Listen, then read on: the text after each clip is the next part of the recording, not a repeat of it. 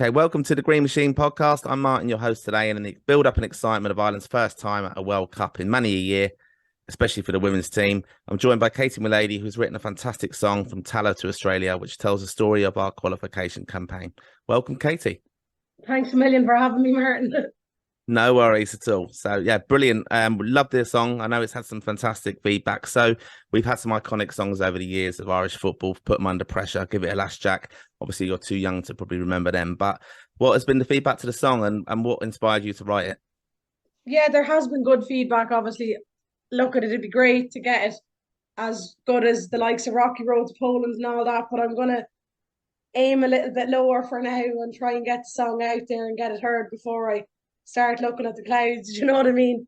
So yeah, the feedback has all been good. Like I've been delighted with the everybody texting me over it, and there's actually a lot of English girls that have took interest in the song, and it's kind of mind blowing for me that girls from England are texting me. Obviously, England have their own team as well, but they're texting me saying, the song is amazing and it's so inspiring. So quite happy with it now.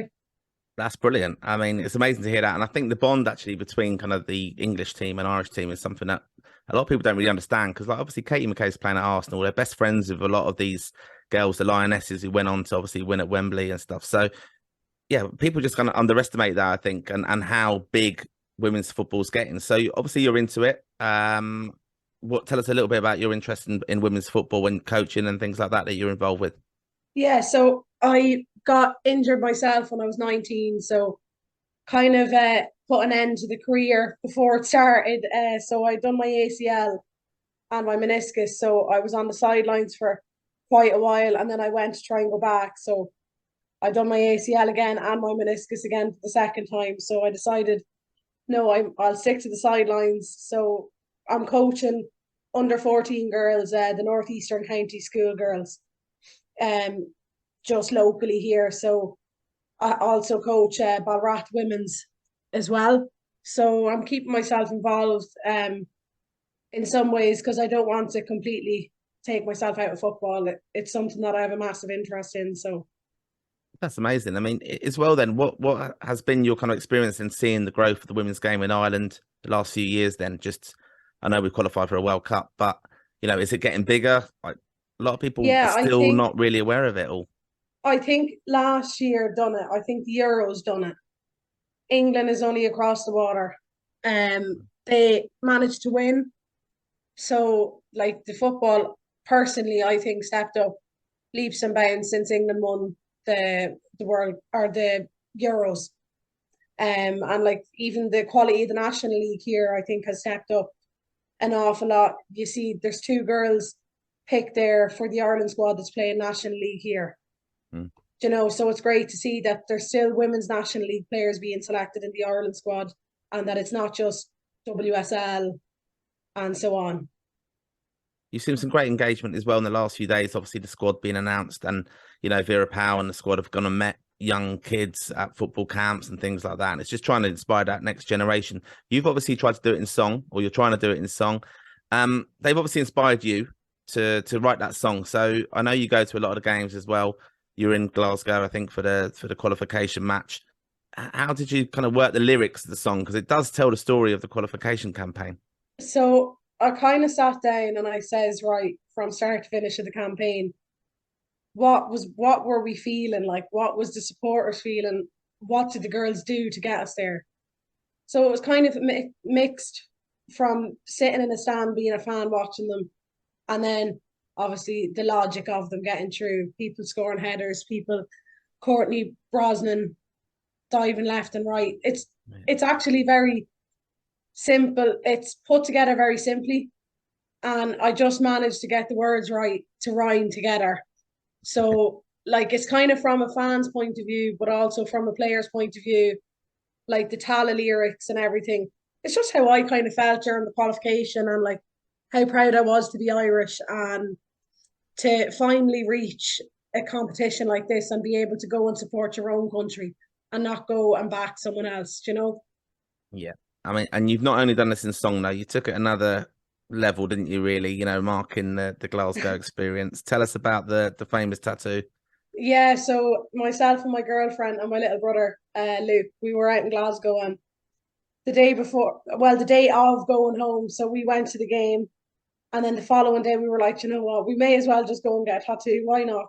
So we went to a tattoo parlor and we got a shamrock with the green, the white, and the orange on it, and AUS/NZ on the bottom of it. Oh, If you there you can go. see it there. Yep, brilliant.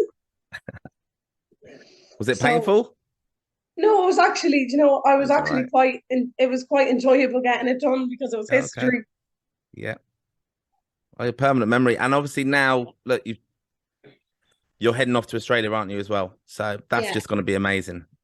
Yeah, I'm so looking forward to it. But obviously the flight is still kind of, scaring me. The furthest I flew is 3 hours, never flew international before, so it's going to be a crazy experience. First time on a big plane, as you would say. Yeah. I know So you'll have plenty to do, though. I mean, it will be amazing because a lot of fans are obviously going down there. Spawn the girls have got a great expat, in Australia as well. I know loads of people going to it.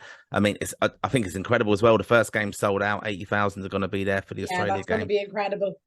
That's going to be an incredible sight for you. I mean, just Yeah, enjoy every minute of it. I remember being at the World Cup in 2002 many years ago, and it was just best time ever. And yeah, I'm so jealous and envious of you. But look, I think as well, how's the feedback been for the song from some of the players or Vera Power herself? I know you got to meet yeah. her. We were speaking to Vera at the open training session in UCD. So she came over. She actually recognised the flag for the song, the Tattoo Australia flag, and she came over and she high fived me, and she kind of made me feel famous, standing with the fans, waiting for her photo. And it was just incredible to get feedback like that from the manager. And she came over and she spoke to me, and my girlfriend was with me as well. And I was actually just kind of mind blown to get that kind of feedback. And there was two other little girls above at the open training session that recognized me from the song. And as the players were going around signing everything, the two little girls came up and tapped me on the shoulder and asked me for my autograph. And I was like, I don't even know how to write an autograph, So That's lovely, though. That's amazing. I wrote it anyways, but then I was getting photos with players, so it was it was a mixed emotions all that day. Like I couldn't believe the people actually recognized me and knew who I was and were delighted that the song was out and everything. So it was just an incredible feeling altogether. And where can we get the song anyway? Where can we download it? Where can we see it? So Spotify, if you like it that much, you can save it on Spotify. And the music video is based in Palace Stadium, and that's on YouTube.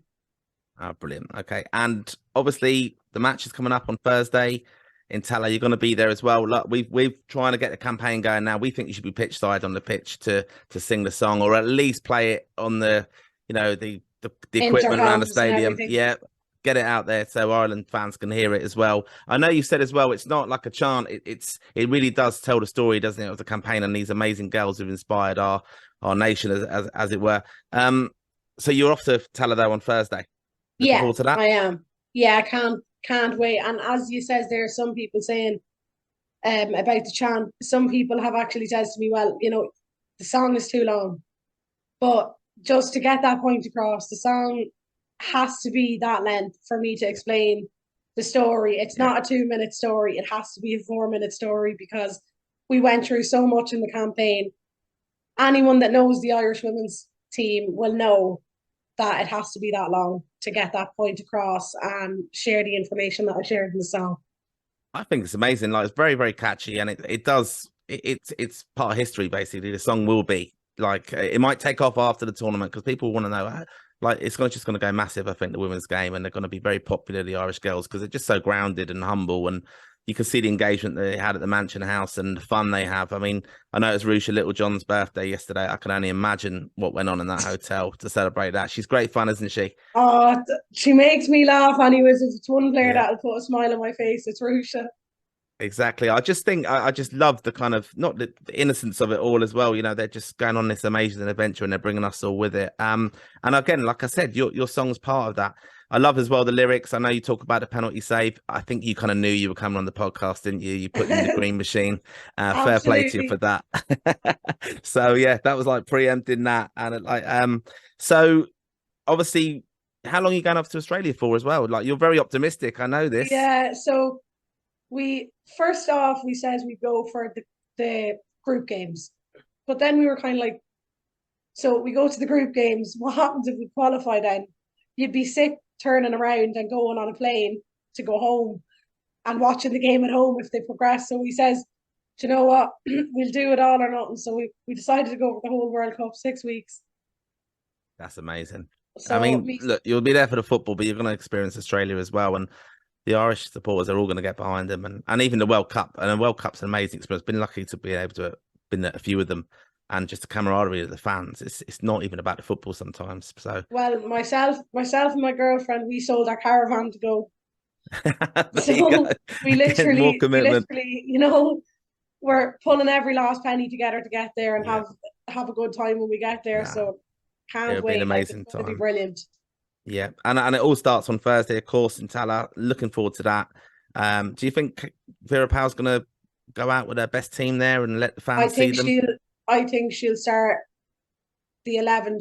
She thinks that not the best players, but the 11 people that's the strongest in that position, if you know what I mean, against the French team. You know, so she has to make some tactical decisions against France as well. But we lost to an own goal against Sweden, Mm. and that was on front of us in Tala. So uh, we're not.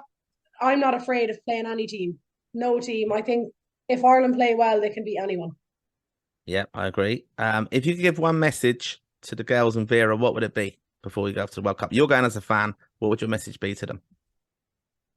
They're living the dream, and they have all the fans behind them. So they have nothing to lose. Everybody thinks that we're the underdogs, but go out there and prove everyone wrong, because we're backing them 100% of the way. We're going for 6 weeks because we believe that we're going to be there for longer than the group stages. We'll just put it that way. That's it. Amazing sentiment. I agree with that message completely. So, as Irish fans, I just would urge you all to get behind Katy and Matty, to download the song. Let's get them on the pitch in Tala next week. Well, this week, actually, to send off Vera and the girls in style. Look, just leaves me to say thanks, Katy, for joining us on the show. Be sure to listen to us wherever you get your podcasts. Check out our social channels. We build up to Ireland's first ever appearance at a World Cup. And come on, you girls in green.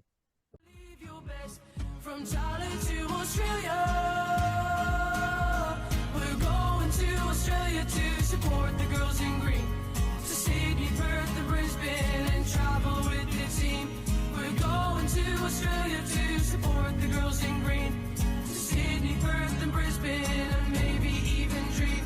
We are the fighting Irish, we will never be put down. We're a part of Vera's army and we'll sing it loud and proud. We are the fighting Irish, we will never be put down. We're a part of Vera's army and we're women loud and proud.